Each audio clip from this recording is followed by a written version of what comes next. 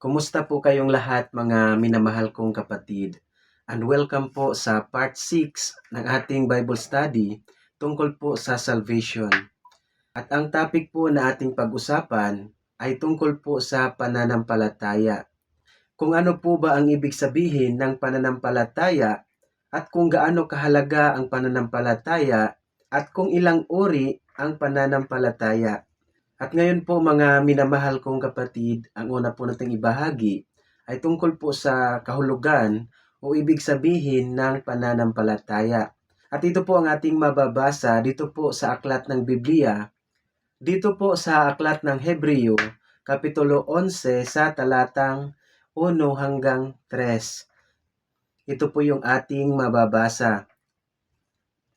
Ang pananampalataya ay pagtitiwala na mangyari ang ating mga inaasahan at katiyakan tungkol sa mga bagay na hindi nakikita. Kinalugdan ng Diyos ang mga tao noong una dahil sa kanilang pananampalataya sa Kanya.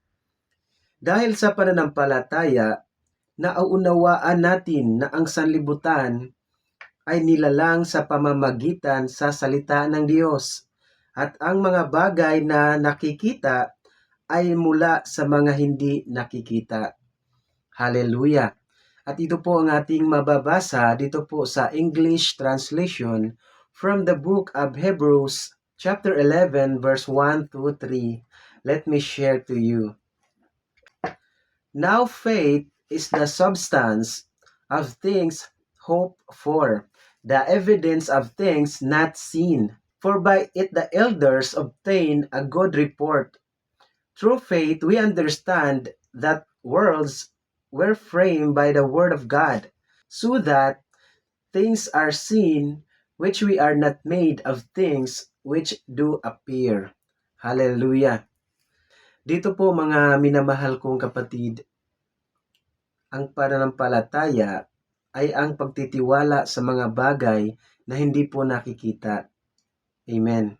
Alam po ba natin mga minamahal kong kapatid na napakapalad po ang tao na nanampalataya o nagtitiwala sa Diyos kahit hindi niya po ito nakikita. At ito po ang ating mababasa dito po sa aklat ni Juan, Kapitulo 20 sa talatang 29. Ito po yung ating mababasa. Sinabi sa kanya ni Jesus, "Naniniwala ka na ba dahil nakita mo ako? Mapalad ang mga naniniwala kahit hindi nila ako nakikita." Hallelujah! Dito po mga minamahal kong kapatid, naghahayag ang Panginoon na kahit hindi po natin siya nakikita, kapag tayo po ay naniniwala ay mapalad po tayo. Amen. At sa panghuli mga minamahal kong kapatid, ay nais ko pong ibahagi na mayroon pong dalawang uri ng pananampalataya na atin pong mababasa dito po sa aklat ni Santiago, Kapitulo 2 sa talatang 17 hanggang 18. Ito po yung ating mababasa. Gayon din naman, patay ang pananampalatayang walang kalakip na gawa. Ngunit may nagsasabi, may pananampalataya ka at may gawa naman ako. Ipakita mo sa akin ang iyong pananampalatayang walang kasamang gawa, at ipapakita ko naman sa iyo ang aking pananampalataya sa pamamagitan ng aking gawa. Hallelujah!